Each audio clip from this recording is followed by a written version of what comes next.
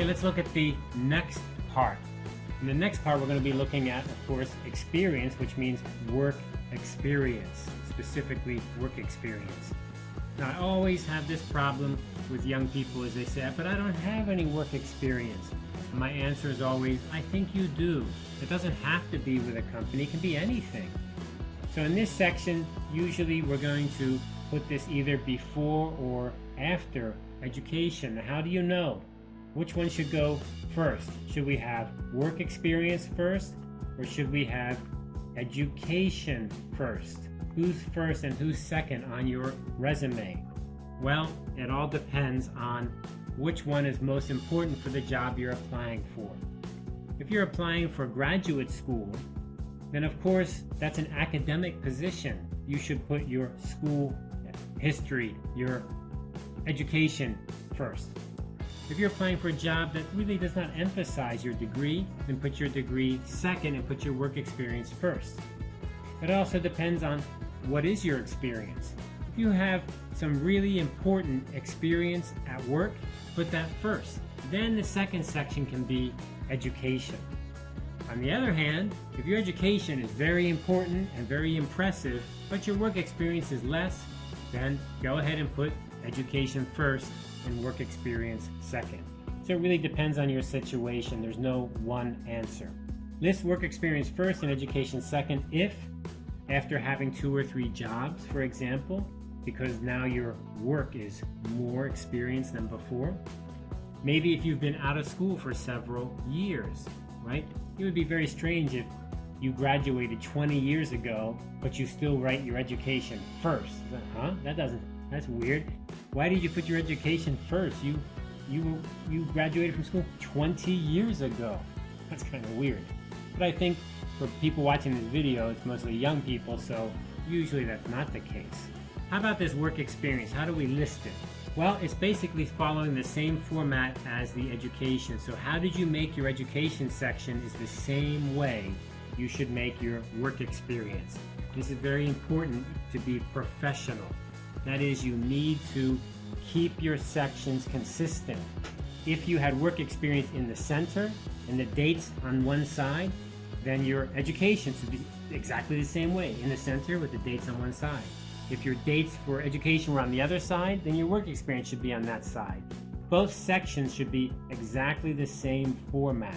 Don't go crazy putting things in all different places because that confuses the reader and looks very sloppy and unprofessional. Of course, this section is called experience. I guess you could call it work experience, but that's a little bit redundant. I think just experience is fine. Of course, you're going to need to include the dates. That's the most important information. But then you also should include things like your job title, job responsibility, that is, what did you actually do, company name, the company's location, which could include things like the city and the county, the province, and even the country. Now, do you need to have the exact address? No, you don't need the exact address. If somebody needs the address, they can find it. It's a company. But you should have at least the city that they're in, where you work. So if you worked in Taipei, then you just can say Taipei. If you worked in Tainan, you just say Tainan. That should be enough. But if you want to have the country, because you're applying for international position, maybe the people reading your resume don't know where that company is located in, what country they're from. So that's very useful information. Okay, let's go ahead and look at how this feels in a real resume, and this is a good example. I think this follows our education example. Here we have the section title here, so this is the section. So this is over on the left side of the margin, and then we have our dates over here on the left side, and then over on the right side is where we put the detailed information about the job. And here we include the company, and then we have the company's location, and then we say, what was my job? And same down here. What's the company? What's its location? What was my job? But then there's one more thing here that's a little bit special that I think is really super, super helpful. And that is right here, underneath the job title. There's 1 or 2 lines that tell what was my responsibility on the job. So here it specifies part-time, And then it says, assist customers in choosing sports equipment that fits their needs. That's a very interesting sentence. It's very short, but it tells me that you dealt with customers and that you understand customers have special needs and you need to work with them. That's really great. If you were trying to apply for a retail job, this is exactly what we're looking for. It shows me that you have experience. Now, if you just said sales clerk or sales assistant or sales officer, yes, that tells me you did do a job with sales, but it doesn't really tell me what did you do, right? Did you contact customers? Did you work with customers? So you see, this is a much better way to kind of sell yourself. Now, you don't want to write too much. 2 lines maximum. You don't want the reader to be reading a book about your work, but you want this chance to sell yourself. Sell yourself. I keep saying this over and over again. It's just so important that you've got to sell yourself. Convince me that you have something good. Your work experience, yes, that's very interesting, but what did you do? Sell yourself. Really sell yourself. Okay, so that's what the experience section looks like, and that's pretty straightforward.